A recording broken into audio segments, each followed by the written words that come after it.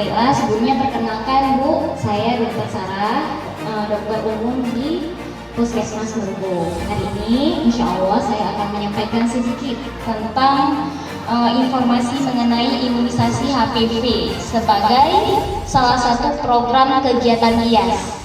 Terus ada namanya campak, ya. Nah, campak pada usia 9 bulan waktu bayi dulu, ya kan. Habis Tentang tersebut ini menjelaskan tentang bulan imunisasi anak sekolah.